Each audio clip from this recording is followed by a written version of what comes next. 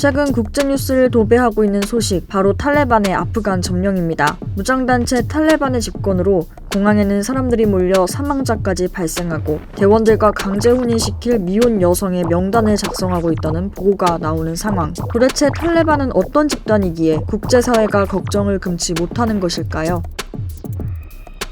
탈레반, 이 이름은 사실 학생이라는 의미입니다. 이슬람 신학교 학생들이 아프간 내전을 무력으로 종식시키기 위해 결성한 것이 탈레반의 시초였습니다. 탈레반은 무엇보다 이슬람 근본주의를 표방하는데요. 즉, 이슬람 율법에 대한 엄격한 해석을 적용합니다. 음악과 같은 오락을 금지하고 남녀가 함께 있는 것을 금지하는 식이죠. 이런 탈레반의 아프간 통치는 사실 이번이 처음이 아닙니다. 1996년부터 2001년까지 이미 탈레반이 아프간을 집권했던 시기가 있었는데요. 이번 탈레반 집권에 대한 우려는 그때 당시 탈레반이 보여줬던 공포정치와 탄압 때문입니다. 그때 탈레반이 어땠냐고요? 언론, 방송을 모두 없애고 TV는 오직 종교방송 한 가지만, 여성이 일할 자유, 교육받을 자유는 모두 박탈. 1999년 탈레반 통치 당시에 아프간에서 중학교를 다니는 여학생은 0명, 아무도 없었다고 합니다. 여성이 수술을 받으려면 반드시 여성 의사에게만 받아야 하지만 정작 여성에게는 교육이 허용되지 않아 여성 의사가 존재하지 않는 어이없는 상황. 여성이 공공장소에서 부르카를 입지 않거나 신체 일부를 노출했다면 그 자리에서 폭행은 물론 채찍질을 당했습니다. 춤,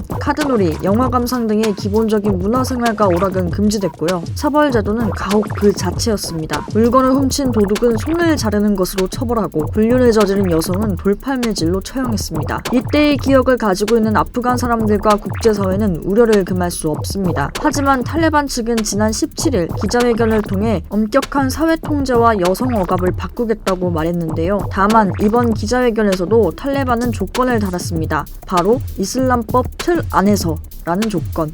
현재 아프간 수도인 카불 거리에는 여성이 사라졌다고 합니다. 대신 SNS에서는 아프간 여성들이 집 안에 숨어 그동안 교육을 받았던 증서, 일을 했던 서류들을 불태우고 있다는 증언들이 나오고 있는데요. 대부분의 뉴스와 드라마도 중단됐고 여성들 사이에서는 부르카 구매가 폭증하면서 부르카 가격이 급등하기까지 했습니다. 탈레반은 시내 곳곳에 검문소를 세우고 밤 9시를 통금 시간으로 정했는데요. 아프간 곳곳에서는 탈레반이 이전처럼 공포정치를 자행하고 있다는 증언들이 잇따릅니다. 이와 관련해 한국에 거주 중인 아프간 출신 모델 역시 탈레반은 12살 여자아이를 강제로 결혼시키는 집단이라며 아프간에 거주 중인 가족들을 걱정했는데요. 전문가들 사이에서는 의견이 갈립니다. 과거 자행한 공포정치로 국제사회의 외면을 받고 경제적 어려움을 겪었기에 탈레반도 달라진 모습을 보여줄 것이라는 의견이 있는 한편, 인권 탄압과 폭정에 익숙한 그들이 쉽게 바뀌기는 어려울 것이라는 입장이 공존합니다. 탈레반이 통치하는 아프가니스탄, 과연 이대로 괜찮을까요?